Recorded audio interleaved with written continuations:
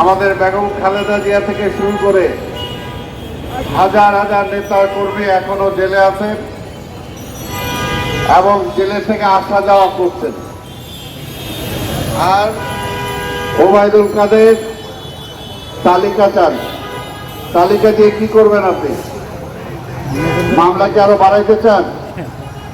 তো আইজি সাহেবকে বলে দিলেই তো হয়, কমিশনার বলে দিলেই হয় যে এদের এত মামলা আছে, এটা আরো ডাবল করে দেন। তা না হলে আপনি তালিকা চান কেন?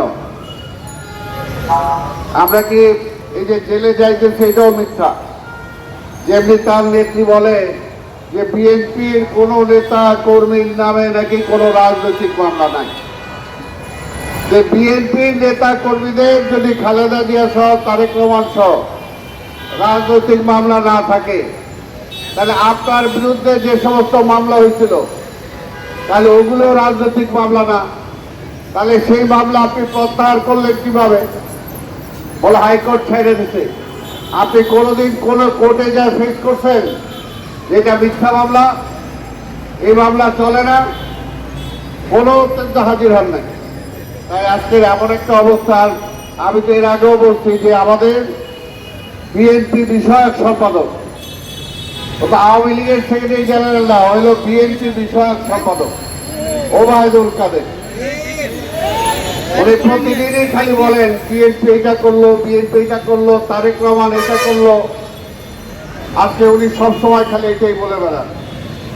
উনি নাকি বলছেন যে বিএনপির মধ্যে কোনো গণতন্ত্র নাই, এটার জন্যই নাকি আজকে সারা দেশে উপজেলায় আমাদের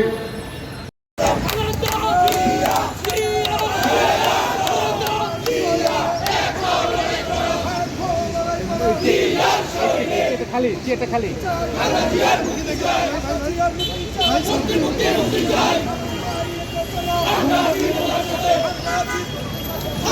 প্রজন্ম দলের আজকের এই অবস্থান কর্মসূচি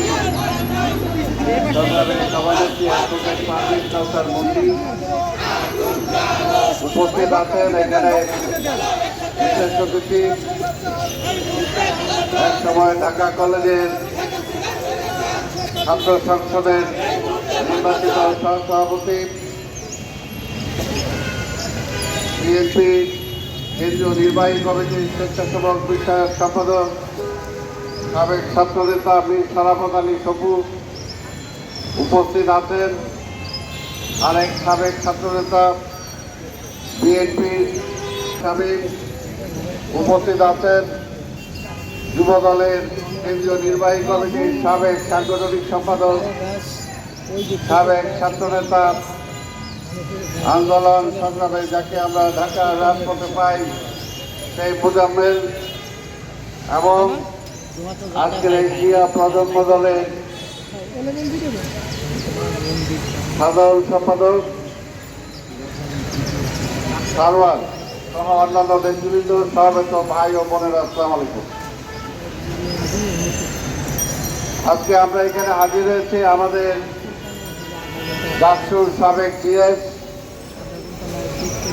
আন্দোলন সংগ্রামের নেতা খায়রুল কবির খোকন এবং আমাদের ঢাকা কলেজের সাবেক ভিসি, যুব দলের এক সময় সিনিয়র যুগ্ম সাধারণ সম্পাদক, বর্তমান বিএনপির সহ যুব বিষয়ক সম্পাদক মীর নওয়াজ আলী নওয়াজ সহ অন্যান্য নেতৃবৃন্দের মুক্তির দাবিতে আজকের এই সমাবেশ। সমাবেত বন্ধুগণ, নাম কত নেব আমরা? নির্দেশ না বাইরে অনেকেই সেখানে অংশগ্রহণ করছে। আরে ভাই, আগে নিজেরটা কর না, আগে নিজের দলের তো বলেন। বারবার হুমকি ধমকি দেওয়ার পরও তো আপনাদের দলের কাউরে এখনো বসাইতে পারেন নাই। আর নির্বাচনই তো বলছে, এটা নির্বাচন আমরা আর মামুরা, এর বাইরে কেউ নির্বাচনে আছে? আপনার চারদিকে তাকায় দেখেন না, আপনার যে বিরোধী দল জাতীয় পার্টির কোন প্রার্থী আছে? খুঁজেও পায় না। আপনার সাথে যে আরো কোন পণ্য দল না কয়জন বানাইছেন? ওই 15 দলের একজন করে 15 দল আছে কিনা এটা তালিকা দেন। আপনি যখন আমাদের তালিকা চান, এটাও তালিকা চাইলাম, দেন না, খুঁজা পাওয়া যায় না। কারণ কেউ আজকে নির্বাচনে যায় না, কেউ না। আমার বিএনপির 2-4 জন যারা গিয়েছে আমরা বলেছি তাদেরকে বিভিন্নভাবে নেওয়ার জন্য তাদের ব্যবস্থা গ্রহণ করা হয়েছে। আর বিএনপি যাই বা করবে কি, বিএনপি নির্বাচন করতে দেন না, জিততে দেন না, জিততে ক্ষমতায় বসতে দেন না, চেয়ারে বসলে তারপরে বলেন যে তার কোনো বরাদ্দ দেওয়া হবে না।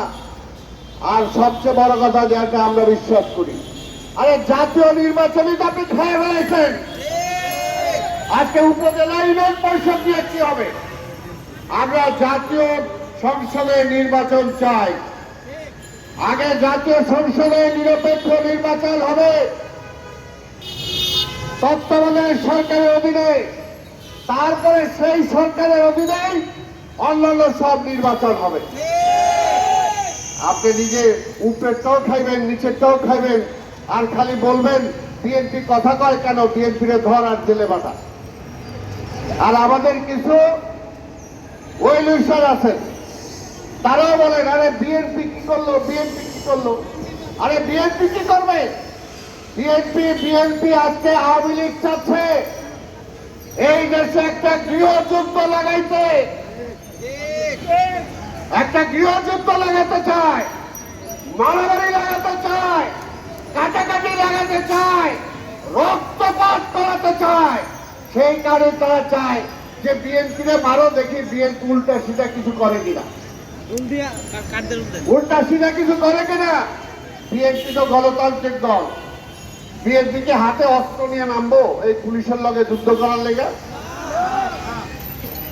বিএনপিকে আইন অমান্য করে ওই কোর্টের যারা আছেন তাদের বিরুদ্ধে কি আমরা যুদ্ধ করব? আমরা বারবার বলেছি, আজকে মিথ্যা মামলা, গায়েবী মামলা, সাজানো মামলা দিয়ে আমাদের নেতা কর্মীদেরকে গ্রেফতার করা হচ্ছে। এই মিথ্যা মামলায় আমরা জামিন দেওয়ার জন্য কোর্টে যাচ্ছি। এই মিথ্যা মামলায় সাজা দিয়ে দেওয়ার পরও আমাদের হাঁটতে হাঁটতে আজকে জেলখানায় যায়। আপনাদের একটাই বলতে চাই, ওই যে বলেন বিএনপি ছোট হয়ে যাচ্ছে, বিএনপিরে পাওয়া যাচ্ছে না। আরে যে দলের নেতা কর্মীরা বুক পেতে দেয় পুলিশ সামনে, যে দলের নেতা আস্তে আস্তে জেলে যায়, সেই দলকে কখনো শেষ করা যাবে না, শেষ করা যায় না। ইতিহাসটা বলে না, ইতিহাসটা বলে না। কিন্তু আপনারা চাচ্ছেন, আমরা তো বলেছি পুলিশ আমাদের শত্রু না, কিন্তু পুলিশের মুখোমুখি আমাদের দাঁড়া করায় দেয়। পুলিশকে বলেন গুলি করো, মারো ওদেরকে। আমরা এর আগেও বলেছি অন্যায় অবৈধ আদেশ আপনারা মানেন না, কিন্তু ওনারা চাকরি বজায় রাখার জন্য সেটা করে, চাকরি বজায় রাখার জন্য সেটা করে। কিসের মামলা? পুলিশ বাদী, পুলিশের সাক্ষী দিয়ে দেয় সাজা, কোনো সাক্ষী কিছু নাই। পত্র পত্রিকায় লেখে ওই জায়গায় কোনো ঘটনা ঘটে নাই, কিছুই হয় নাই, পাবলিকও বলে নাই, কিন্তু না, আওয়ামী লীগ পুলিশকে দিয়ে বলে না ওইখানে হয়েছে, এটা আপনাকে মানতে হবে। আর কোর্টে গেলেও সাজা দিয়ে দেয়। এটা একটা বর্বরতায় রূপান্তরিত হয়েছে। দেশে কোনো গণতন্ত্র নাই, দেশে কোনো আইনের শাসন নাই,